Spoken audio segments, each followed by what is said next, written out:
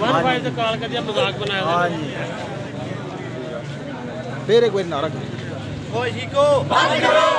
शिको बंद करो की मौका है जी ਤੁਹਾਡਾ ਫਿਰ ਦੱਸੋ ਜੀ ਮੌਕਾ ਸਾਡਾ ਇਹੋ ਹੀ ਆ ਜਾਂ ਤੇ ਇਹਨੂੰ ਵੀ ਆ ਵੀ ਕਿਤੇ ਗਵਰਨਮੈਂਟ ਨੂੰ ਕਿਤੇ ਫੜ ਕੇ ਮਾਰ ਛੜੇ ਤੇ ਜਾਂ ਸਾਡੇ ਇਲਾਕੇ ਚੋਂ ਕਿਤੇ ਦੂਰ ਛੋੜ ਛੜੇ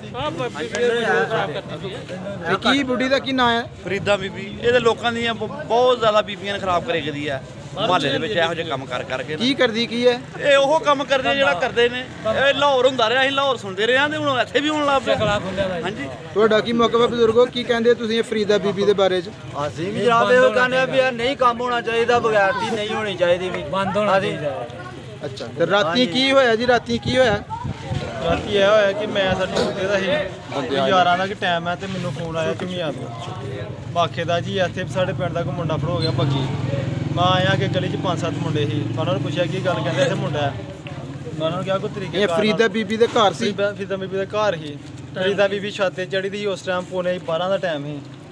ਮੈਂ ਗਿਆ ਤੇ ਮੈਂ ਉਹਨਾਂ ਨੂੰ ਕਿਹਾ ਵੀ ਯਾਰ ਫੋਨ ਕੀਤਾ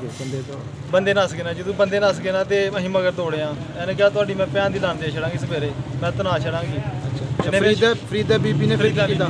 ਫਿਰ ਇਹਨੇ ਸ਼ਕੀਲ ਨੂੰ ਫੋਨ ਕੀਤਾ ਸ਼ਕੀਲ ਨੂੰ ਫੋਨ ਕਰਕੇ ਕਹਿੰਦੀ ਆ ਵੀ ਮੈਂ ਤੈਨੂੰ ਵੀ ਤੁਰਨ ਛੱਡਣਾ ਸਵੇਰੇ ਫਿਰ ਇਹਨੇ 15 ਤੇ ਕਾਲ ਕੀਤੀ ਆ ਫਿਰ ਪੁਲਿਸ ਆਈ ਆ ਪੁਲਿਸ ਆ ਕੇ ਤੇ ਬਿਜਲੀ ਵੀ ਦੇਖੀ ਆ ਉਹਨਾਂ ਨੇ ਇੱਕ ਦੋ ਨਾਰਾ ਸ਼ਰਮ ਤੇ ਘਰ ਵੀ ਦੇਖਿਆ ਤੇ ਮਾਰ ਯਾਰ ਫਾਸ਼ੀ ਕੋ ਬਾਸ਼ਿਕੋ